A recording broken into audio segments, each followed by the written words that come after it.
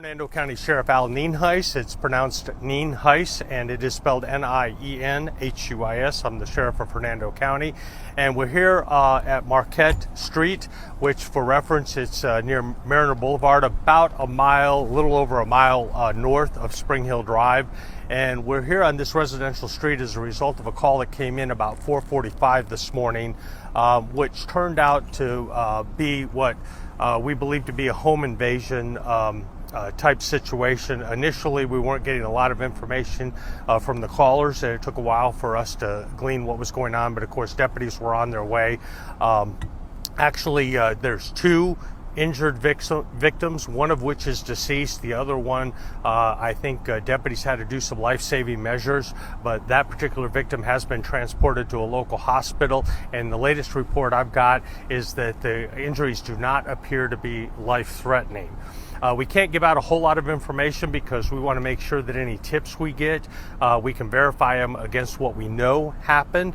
But I can tell you that my detectives are working some pretty significant leads, and we're going to keep working it 24 hours a day until we get the suspect or suspects in custody and hold them accountable. Again, if anybody knows anything, whether somebody is acting really strange or has admitted they were involved in something this morning, we certainly want people to call the Hernando County Sheriff's Office with that information so we can ask them some questions. If they absolutely want to remain anonymous, they can contact Crime Stoppers, and they could be eligible for a cash reward of up to $5,000, and they will remain totally anonymous if they contact the Hernando County Crime Stoppers. I'll be happy to answer a couple questions, but it did happen around 4:45 this morning. One thing I do want to point out is that I have not, in almost 4 decades of law enforcement, ever seen a home invasion that was truly random, and that's the case we believe here, that this was not just a random happenstance, and we do believe the suspects have left, or suspect has left the area, so we don't believe the immediate community is in any danger, and we're tracking down some leads as we speak. Speaking generally, what kind of indicates to you that a home invasion isn't random?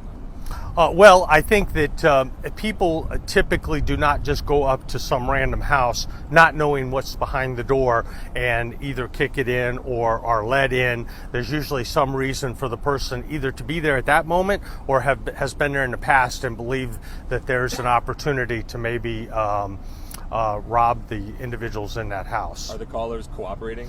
I don't want to give a whole lot of information just yet about what we know and what we don't know, but I can tell you we're pursuing some significant leads. So if anybody's involved, whether they're indirectly involved and knew about it beforehand or they know about it after the fact, they certainly want to contact the sheriff's office and get out in front of it, because it's a whole lot better for them to contact us with information than for us to knock on their door and maybe charge them for being involved either before or after the fact. So. Do you need the public's help in searching for a vehicle or a description? Yeah, I've been talking to my people, and as soon as we get any type of vehicle description that we're sure that we have the right vehicle, we'll get that out as quickly as we possibly can and ask for the public's help. But as it stands right now, we don't feel comfortable releasing a whole lot of information for the reasons I said, so that if somebody does give us some information, we can verify it, and also we don't want to give misinformation and have us chasing something that is inaccurate. Have doorbell cameras been helpful this morning? They are always something we look at, and they are certainly a huge advantage to law enforcement. It is. I was just talking to a couple of my people a few minutes ago that it is, and I was talking to Sheriff Prendergast in Citrus County. He called and asked if there's anything he could do to assist, and we were talking about just in generalities. It's much more difficult to commit a crime like this and get away with it than it was in the past. So that is definitely something we'll be looking at, but we have to go through that very methodically. And obviously, there's a lot of information coming in very quickly, and we have to sort through that and make sure that we pick out the best information. And to clarify, the blue trash can down there, is that the house where this... I'm not going to say specifically where it is for Marcy's Law. I don't want to get into any issues with maybe giving him any information with that might lead to be able to identify victims, but I can tell you it's on the street between here and Spring Hill Drive, obviously. Was anything stolen or drugs involved? I'm not willing to say. Either we don't know or we're not quite willing to release that yet. But I can tell you that this house is not totally unfamiliar to us. And as I've said 1,000 times, that when people are involved in any type of high-risk activity, the chance for violence is pretty great. And so we certainly encourage people, if they're involved in anything that's high risk, to cease it immediately, or they could end up victims. It doesn't certainly make anything right, but as a crime prevention measure, you don't want to be involved in any high-risk lifestyle. And do we know the relationship between the two victims?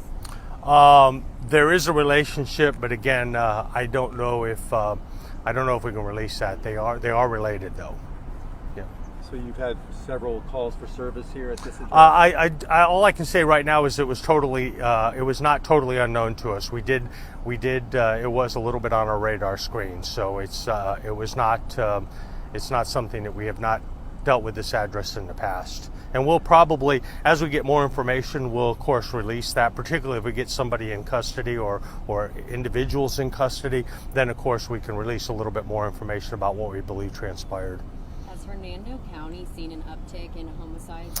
It does seem that over the last, and you know, the numbers are usually pretty small, so if you get a few homicides in a short period of time, it's percentage-wise, it's a large increase. But as you know, we had a couple, I believe it was a couple Sundays ago, we had a domestic related. We made an arrest on that, and then we did have an individual about the same time, believe it or not, in the afternoon on a Sunday. We found another individual deceased in the Withlacoochee River on the east side of the county, and we're working through that as well. So my major case detectives are spread very thin, and this is something it can take, because as I said, a lot of information comes in a very short period of time. So it is really all hands on deck to follow leads and write search warrants and do paperwork for different types of evidence collection. Obviously, crime scene is here, and they're going through and meticulously documenting the crime scene. So it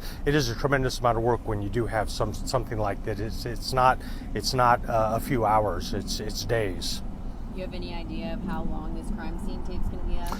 That I have no idea. It's going to obviously be up to the detectives and the crime scene technicians to make sure that they fully document. Because once we take it down, we can't put it back up. So we usually err on the side of caution, leaving it up as long as we need to make sure that we get every piece of evidence that could possibly be related, collected, photographed, collected, documented, and so forth. So.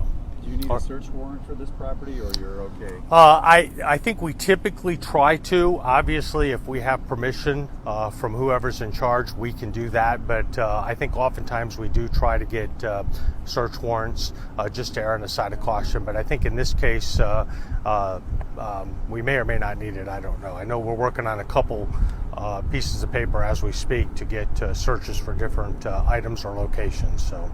Do you think that the residents in this area are at any kind of risk? I don't think so. As I said, I don't think it was random. I think it was targeted, as all home invasions normally are. So if the individuals on this street are not involved in a high-risk lifestyle, the chances of them becoming a victim here or anywhere else in the county is extremely, extremely small, especially of a violent crime. The most likely crime they'll be a victim of is a car burglary, particularly if they leave their cars unlocked. That's what we try to. But if you're not involved in the high-risk lifestyle, it's very unlikely that you're going to be a victim. Now, I caveat that with, when suspects run, if they don't have a vehicle and they're in the area, that could lead to it. But in this case, we believe they're out of the area, so we don't think that the immediate homeowners are in any danger. So, all right. All right, thank you all very much. If you have any questions, feel free to contact our public information.